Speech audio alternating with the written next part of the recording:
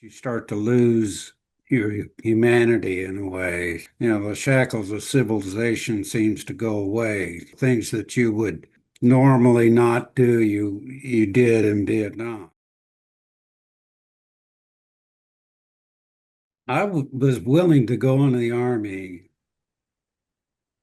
be drafted, and but I didn't want to go to war to kill farmers and shopkeepers and stuff, the people I didn't know. It didn't do anything to me.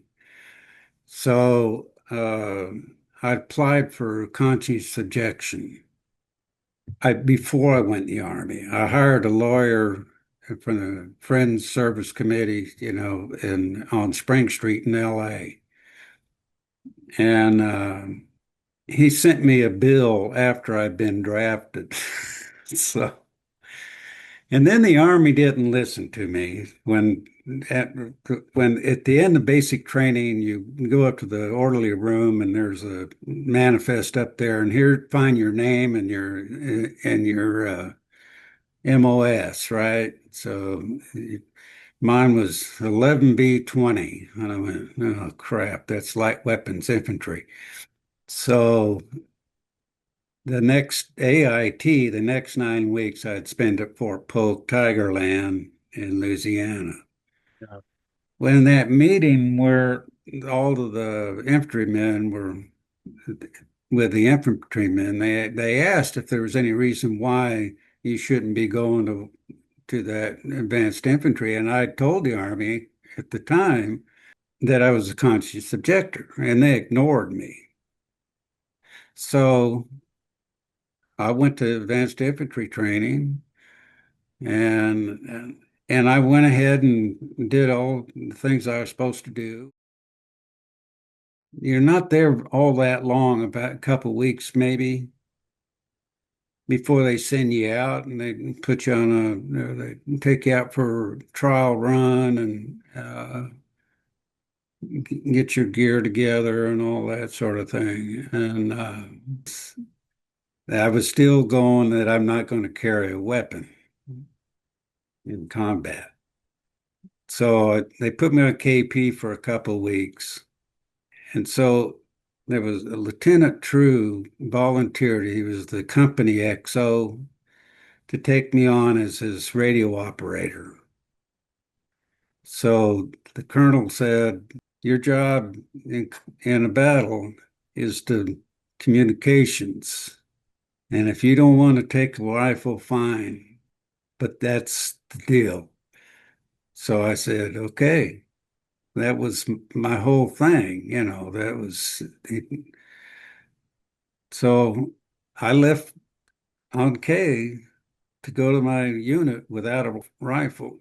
And I got to LZ English and went to the supply sergeant to get a pack and all that stuff. And he knew who I was, and he said, because word spreads. So he told me, he says, you can't go out there to your unit without a weapon because your own guys will get you. And I went, oh, okay. And he says, take a pistol or a rifle, whatever. So I said, okay, give me M16. So at that point, I went out to LZ Pony and met the communications guys, and we were getting ready to go to sleep. And one of the corporal came in, sat down on my hooch mate's air mattress, and says to my hooch mate, I understand we have a conscious objector in base camp. Hope they sent his butt out here. I'll get him. And I think he knew who I was. He was just, so, oh crap. And so anyhow, Wow. we hardly get our eyes closed and we get a call that B Company's in a fight north of LC English.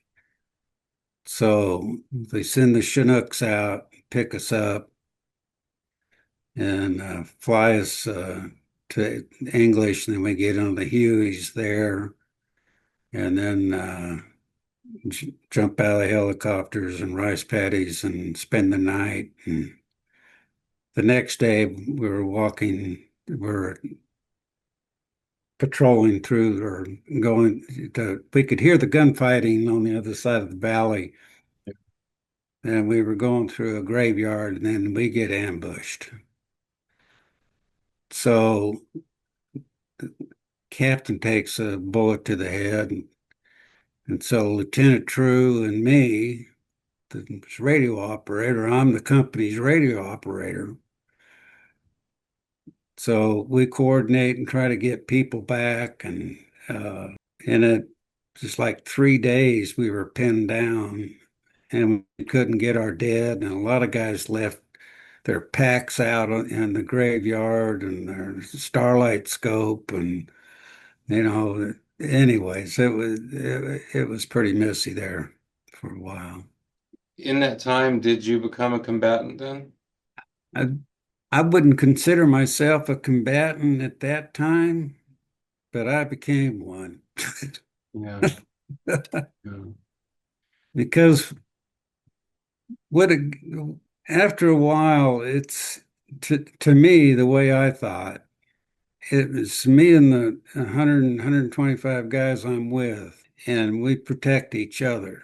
And you rely on the guy next to you, and he relies on you, and anybody else that got in our way.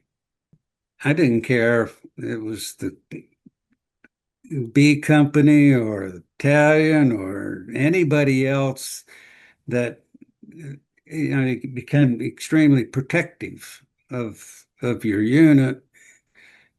So anyways, so you would do whatever to protect you guys.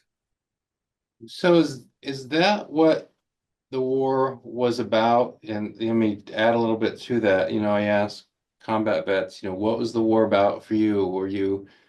Did you see yourself as, fighting, fighting communism? What was your motivation for fighting? And almost always what it comes down to after a vet has experienced combat, almost always it comes down to all the war was about for me was me and the soldier next to me and getting us home alive. That's all the war was about. There was no philosophy. There was no we're not thinking about politics. We're not thinking about communism. It's just about we've got 12 months as soldiers to get through this, and we're just going to do whatever it takes to survive. And that's all this war is about. Is that true for you? Absolutely. Yeah. What kinds of missions did you go out on? What was the purpose of, if there was anything as kind of a typical mission, um, what did you do? What was the purpose of these missions? Well, they called it search and destroy. That was so, we go get a call, and we flew everywhere. So they would, headquarters would pick a place they wanted to poke, and we were kind of like, if we could find the enemy, provoke them to fire at us, then we could go after them. So it was trying to, we were kind of like bait. Was there a rule of engagement that you couldn't fire until you'd been fired at? Not at first, but when we went to the I Corps, they started telling us that you had to get a hold of the local political leader to get permission, and there were zones where you couldn't supposedly couldn't shoot, unless you got an okay from the locals. But in my unit, it was always shoot first, ask questions later. Yeah.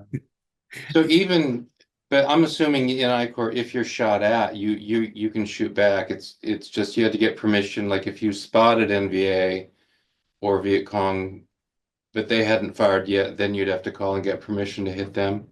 Yeah, but it never worked that way. Supposedly, Right. no, if somebody's carrying a weapon, they're fair game. The deal was when we went to the I Corps is in the beginning, and the Marines always went out with what, three companies at a time, and they would take this hill and then defend it with big battles and everything. But the First Air Cav Division didn't work that way. So when the Marines left on Quezon Valley and we took over, our first mission was on helicopters. Well, then we surprised the MVA, and they had their uniforms on, and it was a new tactic, that we used in Quezon Valley. What was your assessment of the VC and the NBA as adversaries? Well, the MBA was top notch. I mean, uh, I don't remember. It would be hard for me to tell whether we were fighting VC. VC was, you'd see them, black pajamas or, you know, they were intertwined with the neighborhood. There was a big difference between the Central Highlands and the I Corps. In the I Corps, you never knew. You just assumed, I did anyways, that all of the villages were supportive of the VC and the North Vietnamese. And it wasn't so much in the Central Highlands. And if you want to say it's more westernized, I mean, there was a lot of the bases, like they had a place outside of Anke called Sin City, and Army Corps of Engineers, built, as far as I understand, anyways, uh, these bars.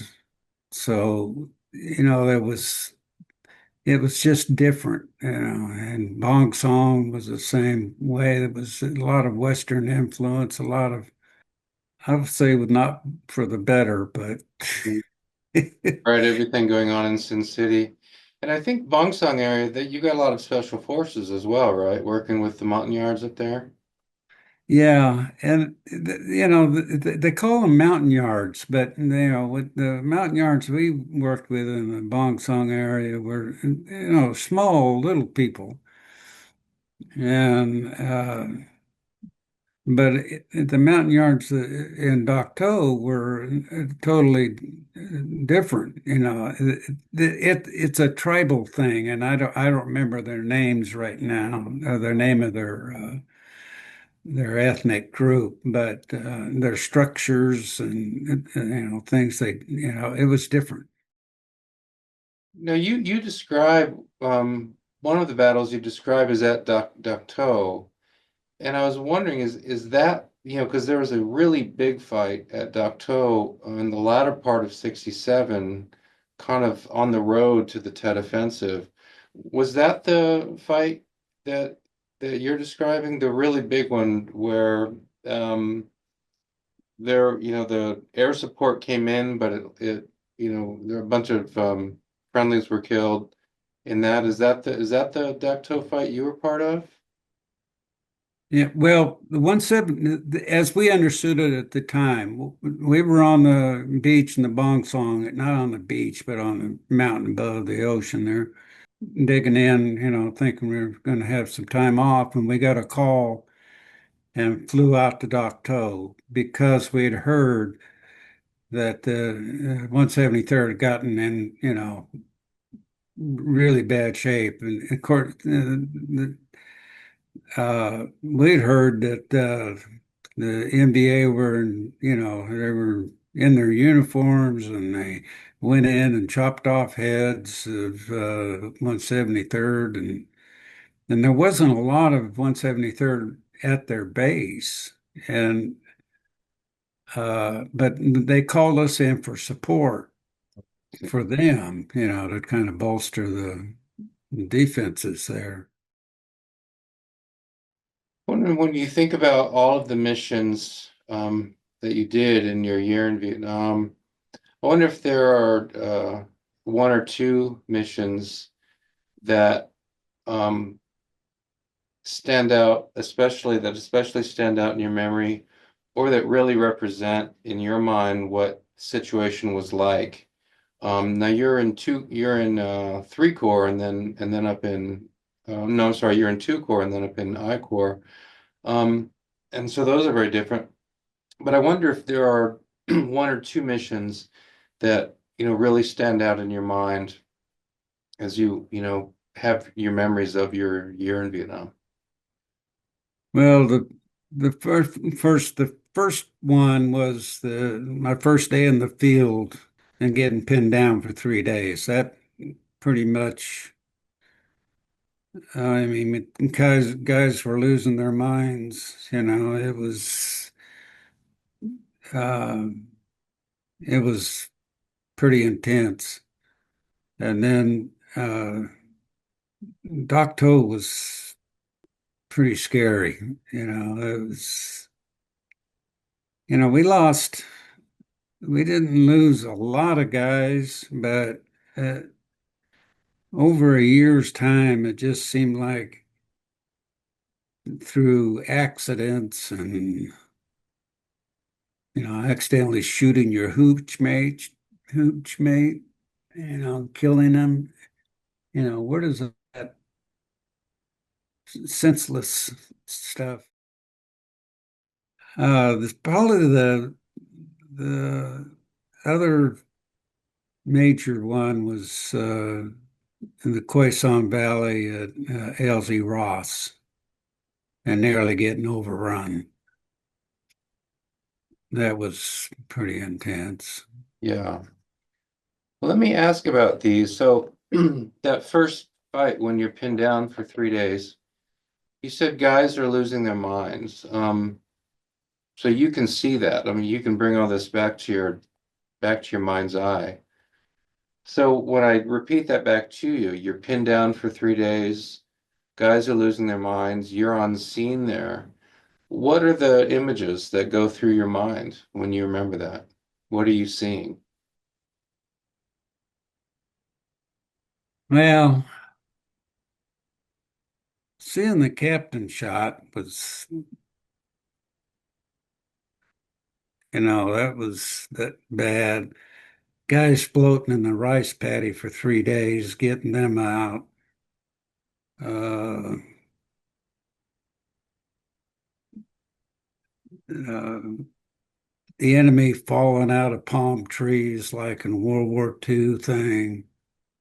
Um,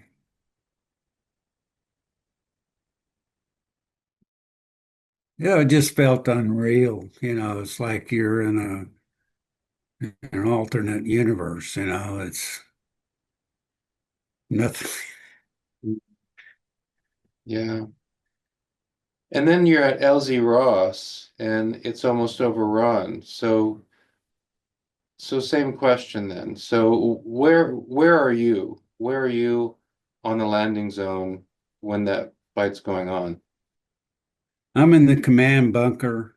I'm not close to to the perimeter, but uh, there were rockets and mortars and crap coming in all the time, and it's just that wasn't as scary probably when I think about it as Docto was, but uh, the deal was is that and the whole thing about Vietnam was body count. So if a if a operation was successful, you get a high body count from of the enemy. So there were guys, and next morning there were guys and enemy in the wire, didn't make it through, and the army actually put up a sign at the entrance of the base or the LZ with how many enemies we killed. And I thought, well, how the hell they know that? I mean, we didn't lose a lot of guys.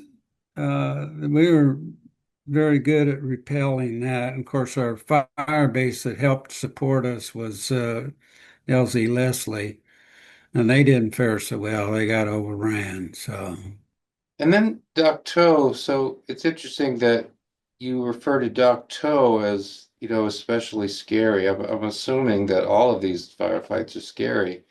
oh yeah. What was it about Docto that, that makes that one stand out in your mind as especially scary?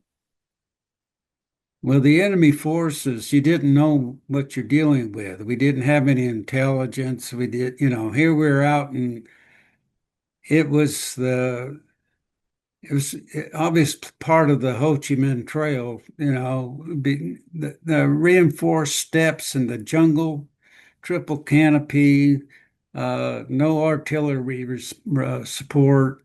Uh, you just felt at any moment, if you got attacked, if depending on the numbers, whether or not you're going to survive, uh, and then there was plenty of guys that got shot and killed, and wounded. Um, Yeah, yeah. And I'm assuming that, you know, as you're doing all of these missions, you're going into villages, you're seeing villagers, what's going on with them. What thoughts do you have about them, the South Vietnamese villagers that, you come into contact with or that you can see close by? Most of the villages, well, first of all, it's old men and women and children, I didn't have anything against them or anything like that, but that I I know we probably scared the crap out of them every time we came through. And then at night, the VC or their husbands or whatever would come back, so it was kind of a cat and mouse game the whole time. And but what are you going to do?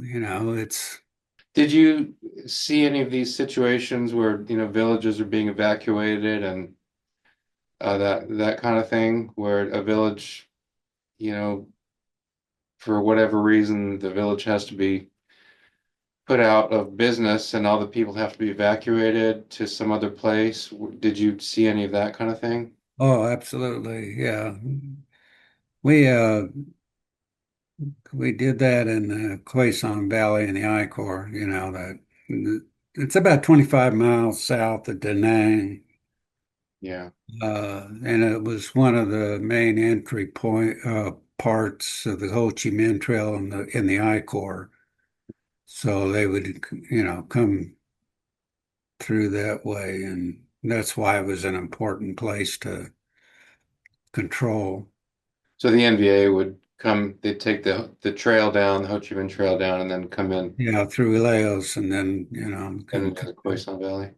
Yeah, but we told the whole valley to leave. We put them in a refugee camp and all the stuff. Of course, they didn't do it. Special forces for the South Vietnamese. I don't know if they were police or what they were. Their job was to round up all of the water buffalo, and they were fierce. These are the South Vietnamese Special Forces? Yeah, Wow. they, Okay. we got some fire from. We were both going out at the same time, sweeping the valley, and we got some fire from enemy fire from front, and boy, they went into high gear running right at it. I went, holy crap. Yeah. Well, I wanted to ask you, but yeah, I was going to ask you about if you had any interactions with ARVN forces, and so it sounds like these ARVN forces, these special forces, South Vietnamese, sounds like they were pretty serious about fighting. Oh, yeah. But I wasn't sure what their motivation was at the time. Is it, are they rounding up the water buffalo for the villagers later or for themselves? How would you say that your experience in Vietnam changed you? So when you arrive in February 67 and then you leave in early 68, how is the James Quinnett who leaves Vietnam in early 68 different from the James Quinnett who arrived in Vietnam in February 67? How did that experience change you? Well, you have to understand that, I left Vietnam February 10th, 1968, Fort Lewis, Washington, and all that. And I was out of the Army and in a bar in San Francisco the same day because of the international dateline. So when I got home, I was pretty messed up, and I was pretty messed up for a long time. Self-medicating and being uh, personality was I was not a nice person. Let me put it that way. So you go, of course, when you leave Vietnam, I mean, you leave Vietnam as the Tet Offensive is unfolding. Right. I mean, the fight in Hue and Khe Sanh is ongoing, um, and then you come home from Vietnam, and within 24 hours, you're a civilian. Yep. Yeah. And so you write about feeling like a stranger. You know, you go back home, but you say you felt like a stranger. And why was that? I mean, sometimes combat vets say, it almost felt like the world of war was more real or something like that. Like I don't know, what was it that made you feel like a stranger? Or how would you describe that? Well, the person that you send off to Vietnam, especially in a combat situation, the person you get back is not the same person. You're so when I'm saying a stranger, I'm not a stranger to the environment, but I'm not the same person, and my views and my aspirations and all of the rest of it have changed. I'm a stranger to yourself. People you knew don't know you. So, And added to that, something else that you write, you say, I wanted to tell the stories, I needed to tell the stories, but in the end, did anyone really want to hear them? I think not. And is that part of the situation that you've experienced all of this stuff, but there's the feeling like even if they ask me, they're not going to understand what I'm saying because, you know, they haven't experienced it. And then, I mean, a lot of veterans tell me that if they came home, if they didn't face hostility, they did face apathy. It seemed like nobody cared. Nobody asked questions about Vietnam. Or if they did ask questions about Vietnam, they weren't serious questions. They really didn't want to hear it. And so the veteran just feels increasingly isolated. Does that fit with you? absolutely. When you go to a party and a young lady says, something stupid like, Well, those 5-year-olds are communists too, you know. You go, well, there's no sense in talking to this person. To objectify or to describe a battle scene, uh, it's how do you convey that intense feeling, the guilt, the survivor's guilt, all of those different things, and try to tell another individual that has no reference whatsoever to understand what you'd gone through. The whole time you're in Vietnam, you're writing letters home and you're getting letters from home, and you're in these intense situations. Um, like in the I Corps, you're getting shot at nearly every day. I mean, that's just day in, day out. Yeah. And then you write home, well, we're up on LZ Pony today and everything is fine. And, we're going to be moving out. So you're lying to cover up, to keep your loved ones from worrying about you. And then you come home and said, well, so and so got his head blown off, and how do you make Right. that make sense?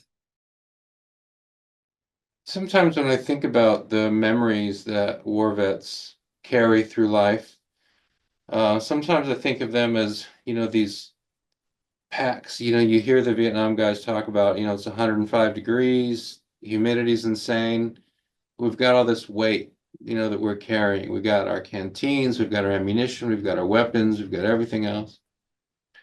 And I wonder if, post-war, if the memories are something like that too, just kind of these burdens, these weights that you carry around, and this memory, weighs 2 pounds, and that memory weighs a half a pound, but all of them together, they're just kind of always just kind of there weighing you down.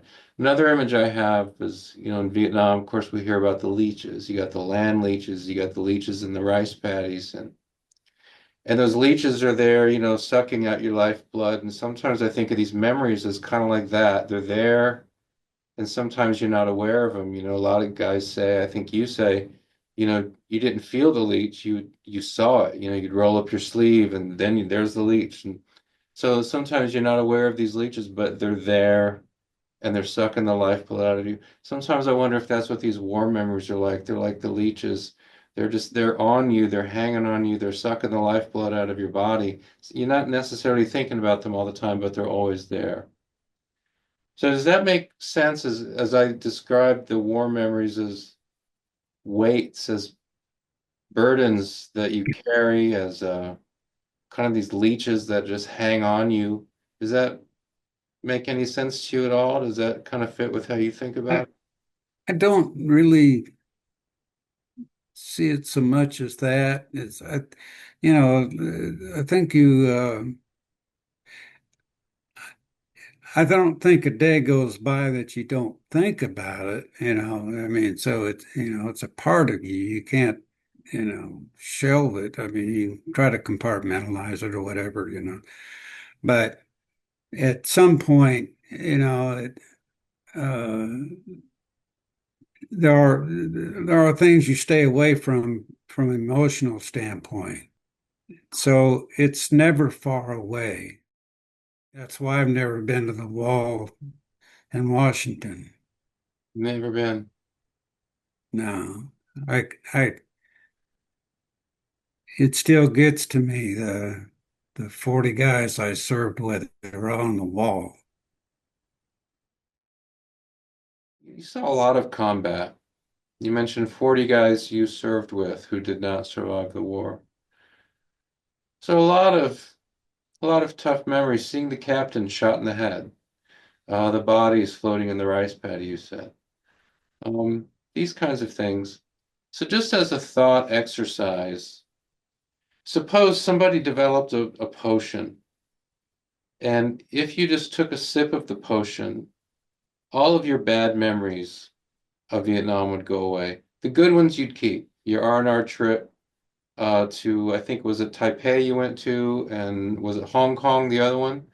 Um, Japan. Yeah. Japan, oh, right. So Japan and Taipei. Those memories you keep. The other good memories you have, you get to keep all of those. But all of the bad memories will just slip away. Would you drink that potion? No. Why not? Um, it's it'd be like changing back into what you were before the experience. So you're 20 years old and 70 years later, all those years would be different, you know. Uh, even with all the mental scars and PTSD and all that stuff, I wouldn't, I wouldn't, I mean, it's not pleasant, but I wouldn't give it up. So Uh, it comes, so what that tells me, and tell me if I'm wrong, what that tells me is not only, I mean, does that year in Vietnam, it becomes a, it's weaved into your whole life, but it's also as hard as it is, as difficult as it is, it's also still very important to you. Absolutely. Yeah. Uh, well, there's not a year in my nearly 80 years that I can remember the details of that one year. I mean, if you ask me what happened the year before, the year after, I can't tell you too much, you know. Mm. But that year.